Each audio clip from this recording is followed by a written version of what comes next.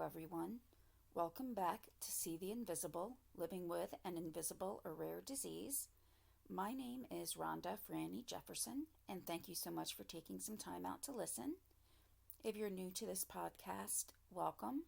Just to give you an idea of what I try to do with the podcast is to spread a feeling that you're not alone, that even if you have a rare illness or an invisible illness, you're not alone in the journey that you're taking. And just to spread some positivity as well, especially as the past approximately year and a quarter has been pretty rough on everybody, and made even more so when you do have some type of underlying condition. Now, before I do start actually going into the podcast, I always like to just advise that I am in no way a medical, legal, or insurance expert. If you do have any questions regarding any of those specific areas of concern, please make sure that you're reaching out to the appropriate person. What I do mostly is, I'm an avid reader. I will read a lot of different articles, and sometimes they lead me to another article, to another one. So I usually go over what I see as important information in these different articles. Now, sometimes this podcast with each episode might be very specific about what we're going through. Other times it may be more broad. So today I'm continuing with some episodes that we're having about allergies. This is episode 3, and there will be at least one more after today. I thought that I would be able to combine the two parts of the subject, but I think it will probably go a little longer than I originally anticipated, so I'll be splitting those up.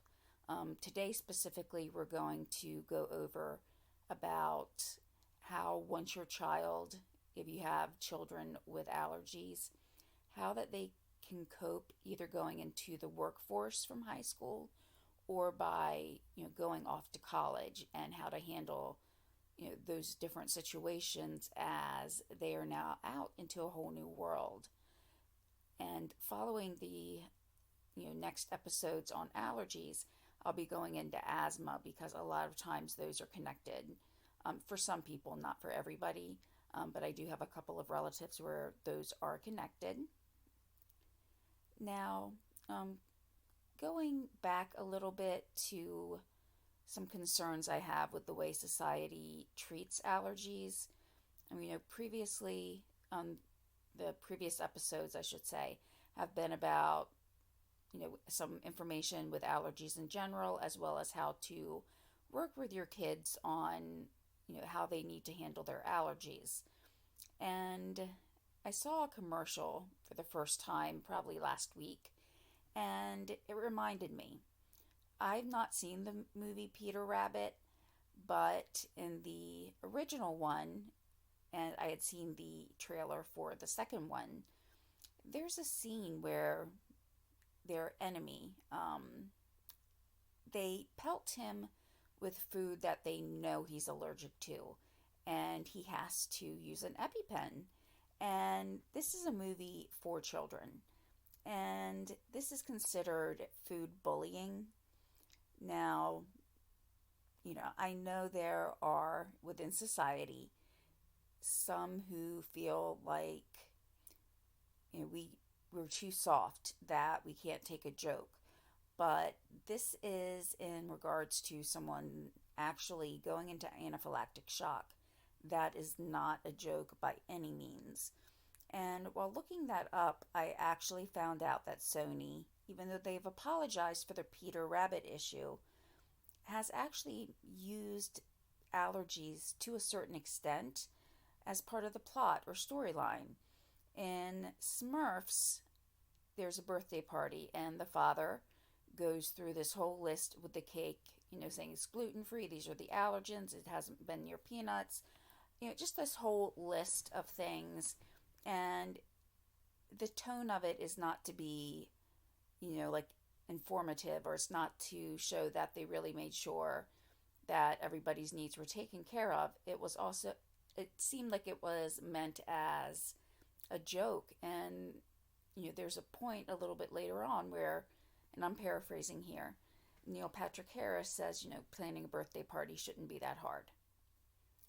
Now, in Cloudy with a Chance of Meatballs, also, there was a situation where one character got cut by peanut brittle, which of course led to, anaphylaxis.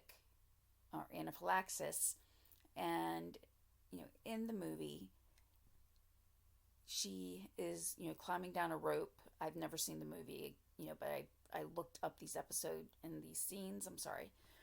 Looked up these scenes, and she said to the other person who was saying, okay, you have to get out of there, she wanted to try to go on, and she also didn't have her EpiPen with her. And so that could be, really not a very good example of what someone should do if they have severe allergies. And this is again, a kid's movie. And then also later on, there's another issue with another person who has allergies. Apparently, two people are interested in each other, and one pretends to have an allergy so that it seems like he has more in common with the other person. So on top of, again, making light of food allergies, it's also, showing that it's okay to try to change yourself to meet the wants of another person. So I just found that very, very concerning. And, also I saw a video clip where a news anchor was introducing it, and the phrasing was moviegoers upset. And I know it's just one word, but I don't think it conveys the seriousness of what's going on when allergies are made light of. I think it should be more along the lines of moviegoers are concerned. Moviegoers, are afraid that their children will get a, less than accurate understanding of how food allergies work. So upset seems to be like an emotional response, where I think a more concrete response, I think that would convey the meaning better. So I'm also concerned that, Sony in these previous two, Cloudy with a Chance of Meatballs 2 and Smurfs, that they are aware that allergies are, nothing to joke around with, that it had been previously addressed, yet they still put out another, movie or two after the original issue. So that was just going back a little bit, more or less for younger children, but it was, something I just wanted to mention to make everybody aware of, that it occurs within, actual movies, for whether it's kids or an adult movie, and it just should not be made light of. Now, today, going now into the, young adults going into the workforce or into college, what needs to be done to try to make the transition easier, that's what we're going to be going through today. And I am relying very heavily on a website. It's www.foodallergyawareness.org/education.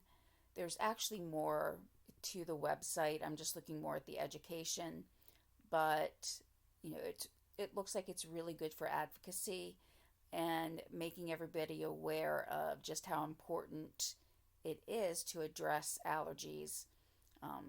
That it's not just something that everybody outgrows, or it's not something where it's just a little bit of a rash or itchy eyes. That is very, very serious. So where we're going to start with is, of course, as parents, we are always, no matter what, going to look at our children as our babies, and they are.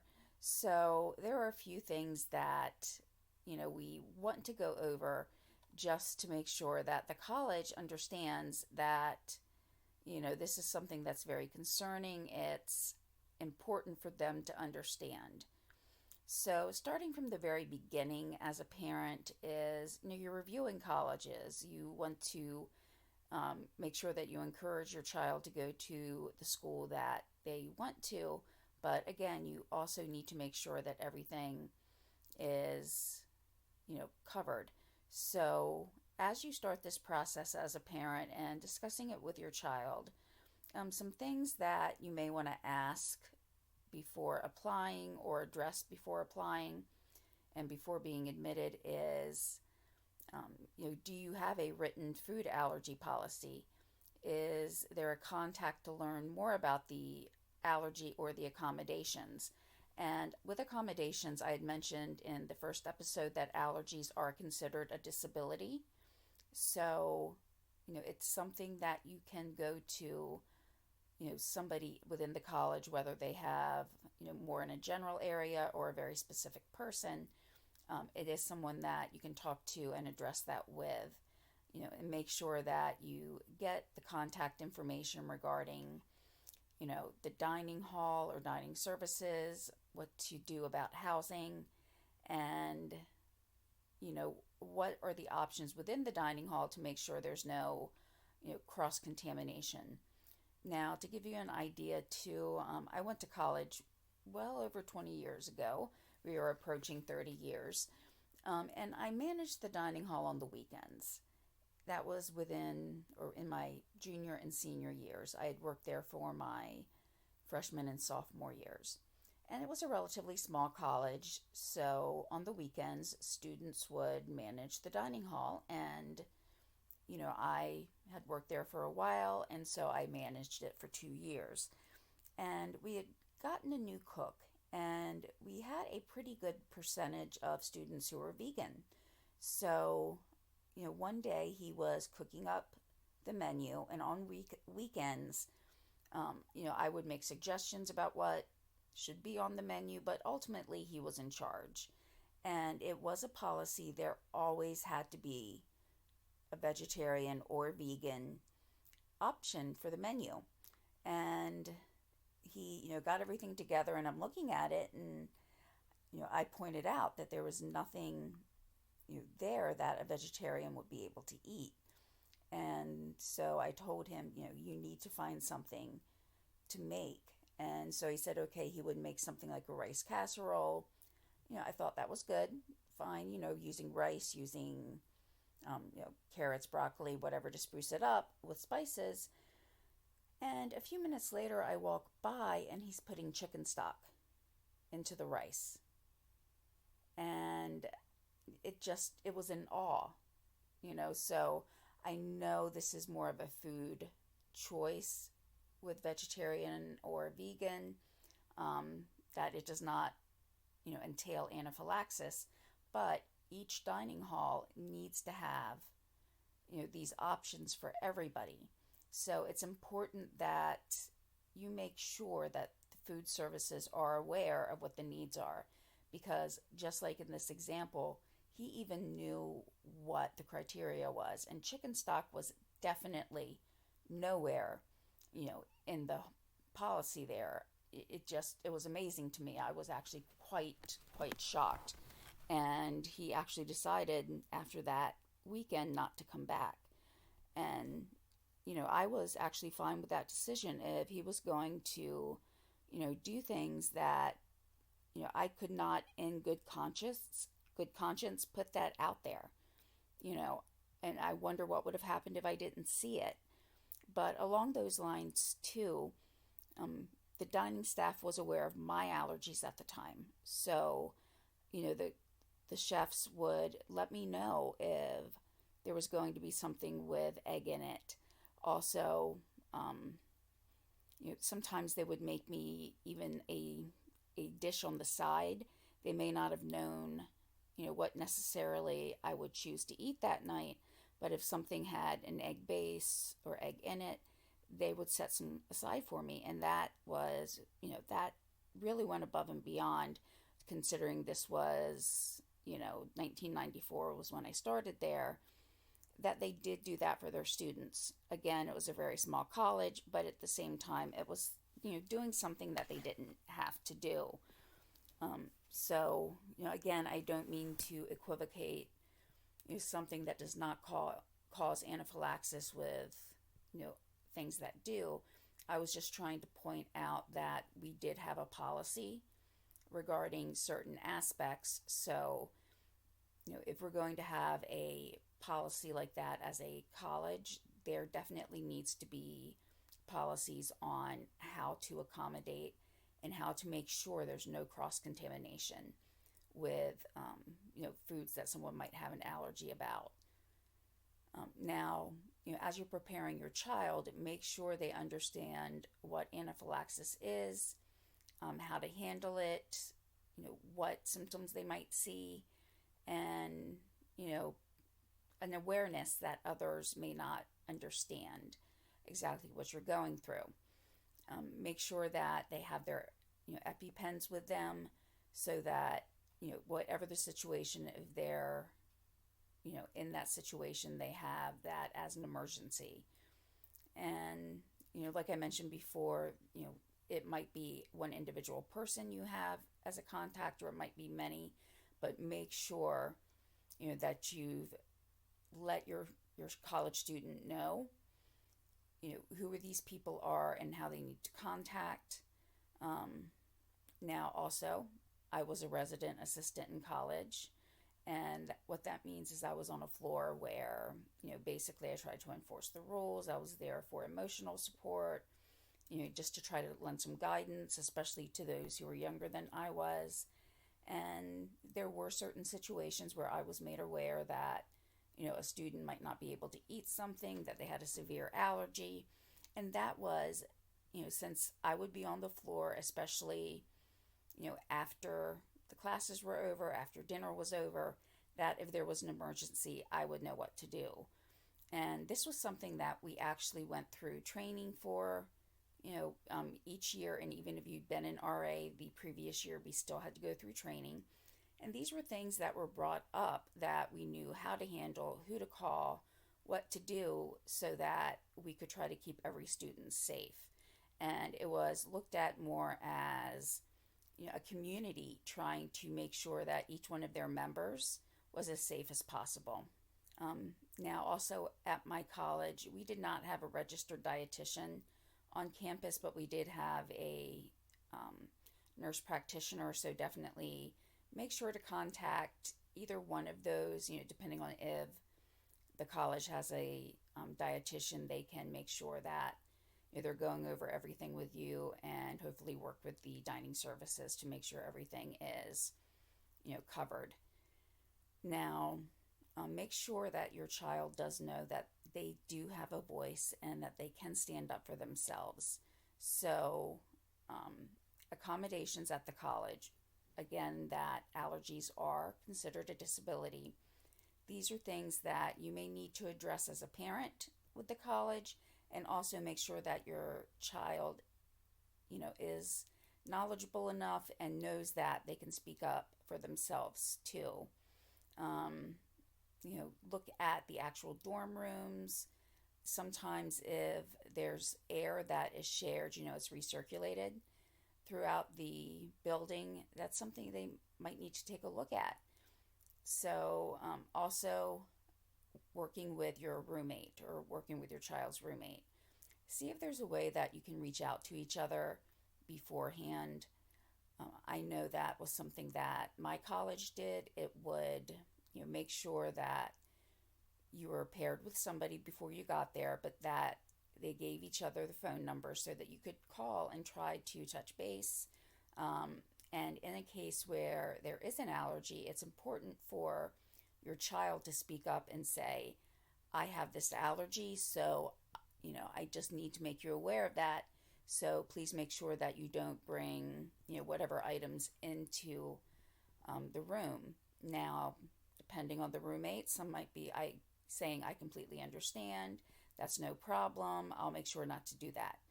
Whereas others might say, hey, it's my room too. I want to bring this in. So, they do not want to necessarily change their habits, which I can understand that as well. They're going off to a new place without their family for the first time, and they want to be able to bring things into the room that they want to. So it's just to put that out there, not every roommate will have the same reaction to, having, having a roommate that has allergies. And, it's important that everybody recognizes that, and about cross-contamination, peanuts being one of the biggest ones. When things are manufactured in plants that also have peanuts, that can be a big issue. So same with that, if you have a roommate that's bringing something into room that you're allergic to, whether it's through the air, through touching something, that has the residue on it, that's something that can come up as well. So also make sure how your child can get in touch with 911. Depending on the campus, some students can call 911 directly. Others, they actually have to call security.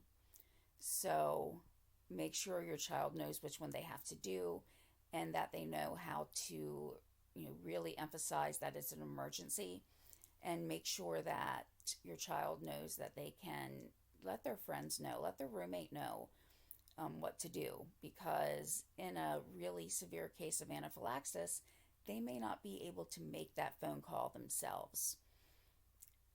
Another thing to ask is, okay, your child has had to use their EpiPen. Does the medical staff there, whether it's a nurse practitioner or they actually have a clinic where you can go, make sure you know whether or not they have, epinephrine available in case there's an issue, and also knowing where the hospitals are. So, if you're in a situation where your child's going to a college where the closest hospital is an hour or more away, that might be something to consider as to whether or not you want to, send your child to that particular college. And in some areas, it is actually that far, between hospitals. I lived in a different part of my state for a while. It was very, it was not quite as rural as the area that I lived in. So there were a few different hospitals in that city. Now, coming back to where I live now in a different part of the state, I'm fortunate to have a hospital that's, within like a 5-minute drive. Whereas the next hospital then is at least 40 minutes or more away. So if you're somewhere in the middle, you're looking at least 20 minutes to get to the hospital. And depending on the medical emergency, that's a huge amount of time. Now, your child is going out for the first time, and they need to know how to take care of themselves as far as shopping, coming in contact with certain things. And I believe I mentioned on the previous episode that, when I went off to college, my mother had always been very good about making sure things did not have egg in it. So whereas things like meatloaf had egg as a binder, I didn't know that. Also, souffle, quiche, I know I'm going to sound like, I don't know, like I was very ill-informed going off to college. And yeah, I did not know that a souffle actually had egg in it, which is actually a pretty major portion of, what a souffle is. And of course, after eating that, I was miserable to the point I was actually scared. And I called my mother, and I'm like, I have itchy eyes, I'm sick, all these things are happening. And when I told her what I had for dinner, she laughed, which I know she didn't mean, anything by that necessarily, but she was just in awe that I didn't know that a souffle didn't have or had egg in it. And, it really came down to my knowledge or education on what I could and could not eat and what things contained eggs. So make sure that your child knows that they can ask. If they're not sure what's included in a certain entree or a certain food that they're eating at college, that they have that right, that they can, ask for them. And just make sure that they're reading labels so that they know, whether or not an item is maybe manufactured in a facility, using peanuts again, if there's a facility where peanuts are made and there's the potential of cross-contamination, make sure that your child knows how to get in contact with doctors in the area, depending on the staff that's actually available at the college. That will all, kind of depend on how big the campus is, where it's located. Make sure that your student has information regarding their allergies. So if they're ever, in an emergency and they can't speak for themselves, that they have something on them that lists what the allergies may be. So a medical or bracelet or necklace is something good to invest in, especially as your child is out of the area. And if it's a food allergy, they can take a look at your bracelet or necklace and say, okay, this might be what's causing the reaction. Also, if you're allergic to medications, or your child is allergic to medications, as they're going off to college, they're going to be at a hospital that doesn't know them. So I know that today a lot of medical offices are going to different platforms where they can share information, but there's no guarantee that the medical facilities near the college or in the college will have access to those actual histories. So make sure that you have given the college medical staff all the information, that they have forms that you filled out. I know on the front of my chart, when I would see the nurse practitioner, it would have things written in red right on the actual folder. So that was an indicator to her on what issues might be causing the symptoms that I have, as well as at least at that time, looking at certain vaccines and what I could or could not have.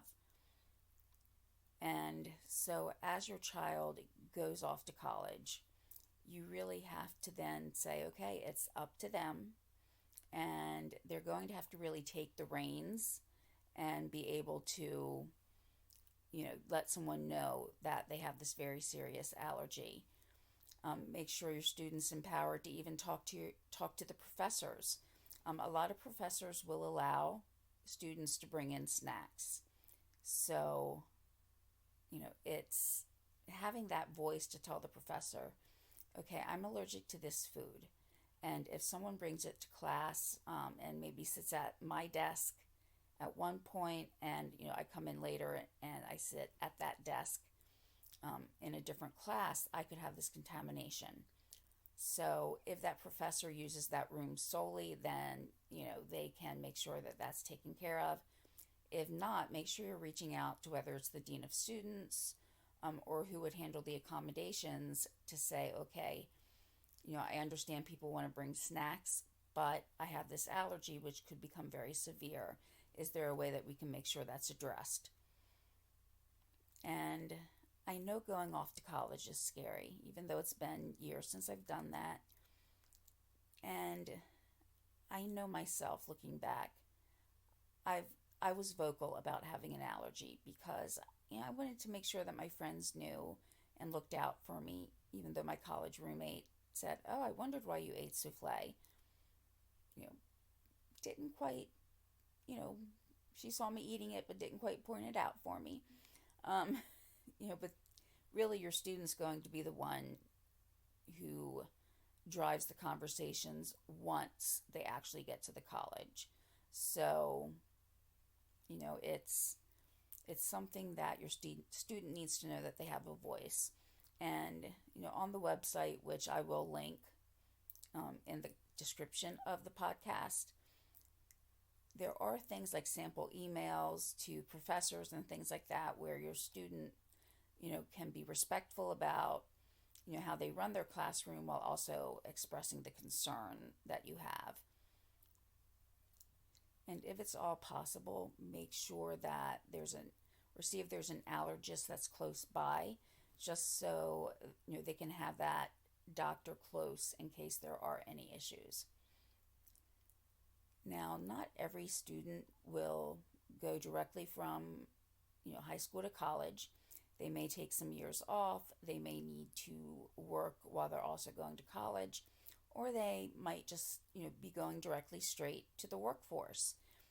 So being in that position as well, it's a time where your child is, expanding their horizons, they're spreading their wings. So there's some things that you really want to discuss with your child if they're, leaving high school and going to the workforce. Now, if they're still living with you, it makes some things easier. But, again, they want to go out and be on their own. That's the cycle of, having a parent-child relationship. There will become a time where most likely they will move out. So what you want to discuss with them is make sure they always have their medications, such as an EpiPen, so that it's there in case of an emergency. If you are getting your own place, like an apartment or a house, and you are looking to get a roommate, again, make sure that you're discussing this from the very beginning, whether you're interviewing for roommates or you go to an apartment where you might be sharing it with someone and you're discussing it. Again, make sure that you let them know that you have that allergy. And things that I don't think everybody thinks of right off the bat is even things such as, okay, did they cook eggs in that, pan, and maybe I didn't know and then I used it. So are you going to be sharing things that you cook with, whether it's utensils, pots and pans? Make sure you know. And if, you're going to be sharing them, make sure that the roommate knows that it has to be cleaned thoroughly to avoid that contamination. And, very importantly, make sure that your roommate will not be bringing things that could potentially cause anaphylaxis into the home. Now, as far as my egg allergies are, I was very lucky. Yes, I was miserable, but I did not get to the point of anaphylaxis, thank goodness. So, make sure if you have a food or any other type of allergy that can cause that your roommate knows how severe it might be. For one thing, you will be, sharing possibly refrigerator, microwave, anything like that where possibly there could be some contamination. Now, as far as like silverware, I would probably definitely, keep my own silverware in that place. Now, once you're in the workplace, make sure that, your immediate supervisors know. If you sit around a lot of people, that they know. If your workplace has a cafeteria on site, that you've done the same thing as, you would do if you're going to college. The child would want to, or I should say adult child, would want to contact anyone in charge of those food services. And, if you're in a group setting where you might be eating around a lot of people, will they be willing to, recognize that you do have that allergy? And I know at times I didn't speak up for myself, and it wasn't necessarily the reaction to an allergen that I was having, but, I've had that allergy to eggs, which, thankfully they've run tests and I'm not allergic anymore. I've outgrown it. But if someone was eating an egg salad sandwich and I could smell that, I would get to feel very, very badly. And I think that's because psychologically I could remember what those reactions were. I knew what the reactions were. And my mind went there, and just smelling that, I felt like I was going to have a reaction. And in my head, I knew that was not logical. The person had not come to my desk and sat the sandwich down or anything like that, but I just had a physical reaction. And I did speak with my allergist about this when he was saying, you've outgrown eggs, that I probably would never eat them because, emotionally, I'm kind of, attached. My memory and emotions are all attached to the reactions that I've had in the past. So I would not want to, probably take that chance and eat them, or, even if I did, I would, remember those incidents. So, um, make sure if you do go out to eat that you're asking questions if you're not sure what's in a particular item. Make sure that they, are not going to be in a position where things are cross contaminated. And just from personal experience, I would say, maybe even speak to the manager of the kitchen area or the chef or cook, because, when I had a reaction to something one time and I had asked if something had mayonnaise in it, I was told no. When it came, it definitely had mayonnaise in it, and within one bite, I was having a reaction. And I was embarrassed, and I didn't stick around to ask, what does this have in it? I just knew it had mayonnaise in it, even though I'd asked prior to ordering. So the next day, when I'm feeling a little bit better, I call in, and I had to go through 7 people, including some wait staff and even the cook, who did not know if that particular item had mayonnaise or not. I finally did get the kitchen manager, and she knew, and that's when it was addressed. So, you know, at least depending on your own comfort level, if you're, familiar with the restaurant, you might feel more comfortable if you ask a question and the waiter or waitress responds. But in many cases, I would suggest, reaching out to the kitchen manager. And I'm not saying anything against, the waiters or waitresses. It comes down to they might not have ever been trained to know that this item has mayonnaise or does not have mayonnaise in it. So, these are just some things that you want to keep in mind, whether you're going directly from high school to the workplace or going to college. You need to have this information. And, just make sure if you're at college that there's accommodations, that you've spoken with the people who are in charge of those. And in the workplace, you can reach out to HR for accommodations depending on, the rules or policies of that particular, workplace. You may need to go through someone else, like, directly to HR, or you might be going through your immediate manager who then contacts HR.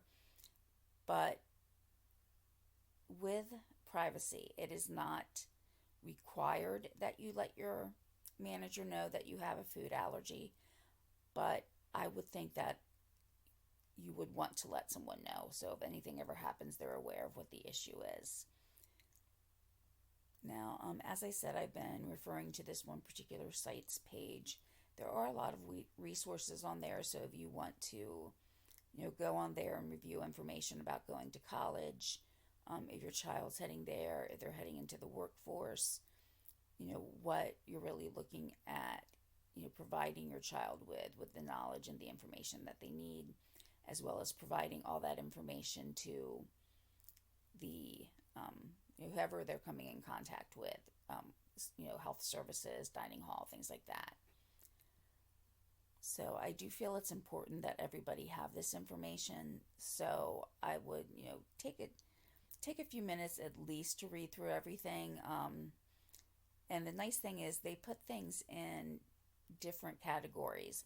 So even if I click on the education about going off to college, there's different categories such as how the parent should handle it, how the child could handle it, things like that. So, I think it's a pretty good comprehensive site that is very, very passionate about making sure everybody stays safe. Well, that will be it for today, and I apologize as I've started to talk a little bit longer. I've gotten kind of a frog in my throat, so I apologize for that. It was a little raspy at some points. So next week, as I mentioned, we'll be looking at parents and how to handle certain situations. In some cases, I've covered them today, but it was in regards to your child going off to college. And I also, too, think that your child seeing you take that initiative will be very helpful. But I will be going more into the role of, parents being the primary caregivers, up until children are ready to go out of the house, and how you can handle some things while your child is still a child, living in your house.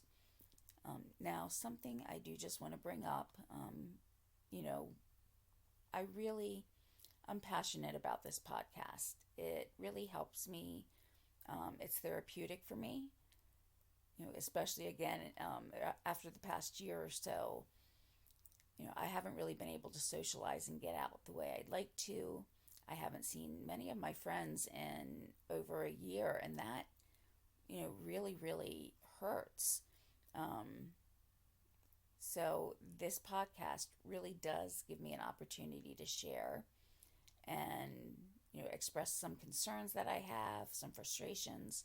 So I really do appreciate, those who listen, to try to help the podcast out a little bit. The more likes that there are, or the more comments, or 5-star reviews, that helps make the podcast more visible to others, makes it easier to find. So, especially if you know people who may find this information beneficial, make sure you're sharing it with them. If you can, leave a review or a comment depending on the platform you're listening from. I just want to let people know that they're not alone. Even though we may not have the same illness, we're still, part of a community that until recently our voices were not heard. And there's still a long way to go. But I do think over the past year or so, there has been some recognition. So, make sure that, or what I want to do is make sure that everybody in this position of, having an underlying condition, we've had a pandemic, but letting everybody know that you have a voice and your feelings are valid, and you have every right to voice your concerns over certain things. So, again, if you could just make sure others know about the podcast or leave a like or comment, that will really help get it out to other people. So with that, I am going to end for today. Now, I've not been feeling 100%, and that's probably why my throat or my voice is sounding a little bit raspier. Usually when I have inflammation, it starts, maybe around the eyes and my sinus cavities, everything like that. So I end up getting a little bit of a sore throat with a raspy voice, which, by the way, when many of those symptoms mimic COVID-19, that was not fun, because sometimes I would just really, really worry. So, if by some reason I'm not feeling great, again, I may not be able to get the next episode directly out on time. What I'll probably do is try to get it recorded as soon as possible so I still can get it out. But just in case, that's the reason why is, I've not been feeling the greatest. But I do appreciate everybody listening today. I hope everybody has a safe and healthy week every week. And, just be careful. And, I hope everybody has a good week. And I look forward to talking to you next week. Bye-bye.